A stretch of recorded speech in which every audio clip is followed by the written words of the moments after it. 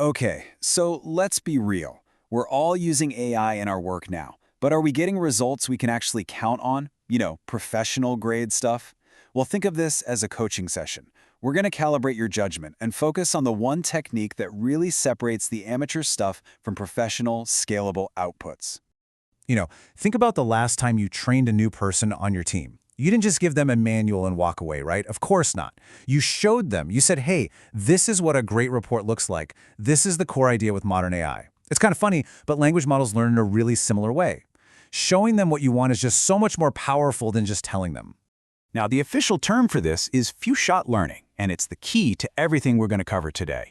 And don't worry, this isn't about some complex, expensive retraining project. Nope, it's a super simple, kind of elegant technique where you just pop a few examples right into your prompt. It's basically like giving the AI a perfect template to follow. So here's the thing. Every single time you write a prompt, you're actually making a choice. Even if you don't realize it, you're picking between two completely different approaches, and understanding the difference here, well, it changes everything. So on one side, you've got what's called zero shot. This is probably what most people do. You just give an instruction and, hope for the best. It's basically a gamble. Fine for a quick, one-time thing. But for serious work that needs to be consistent, that needs to scale, that's where few-shot prompting comes in. You give it examples, and what you get back is predictable, high-quality work. Every time. It's not a gamble, it's a strategy. Okay, so this is the main takeaway. If you remember just one thing from all of this, make it this golden rule.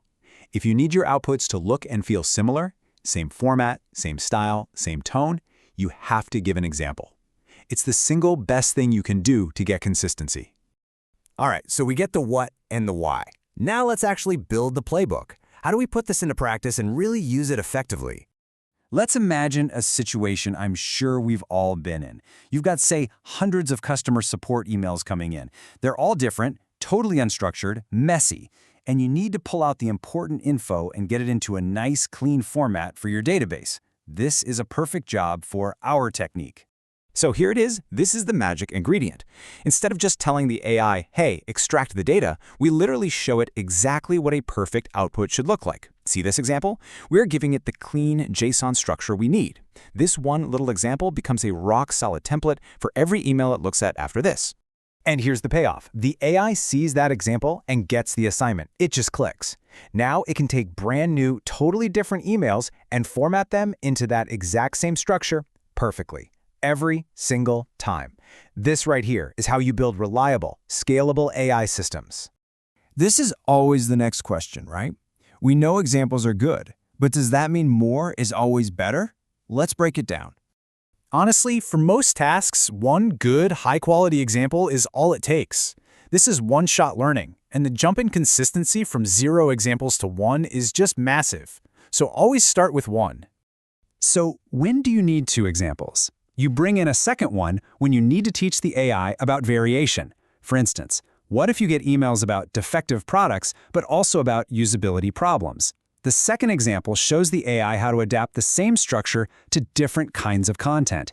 It teaches nuance. And here's some advice from the trenches. Stop at 2.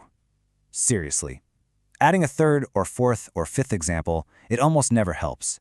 It just makes your prompt longer, more expensive, and honestly, it can even start to confuse the model. So yeah, keep it simple, stick to 1 or 2. Okay, now like any powerful tool, there are a few common mistakes people make when they're starting out. Let's go over the big ones so you can just sidestep those rookie errors. First, and this is a big one, never show the AI what not to do.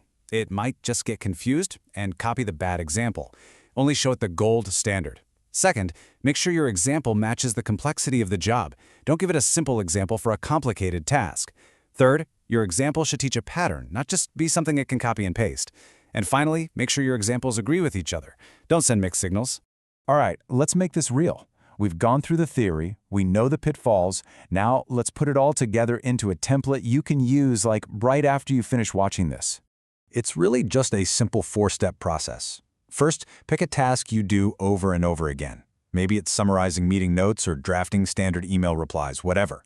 Second, take a minute and create one single perfect example of what you want that output to look like. Third, build your prompt around it. And fourth, test it out. I promise, you'll see a night and day difference in how consistent the results are.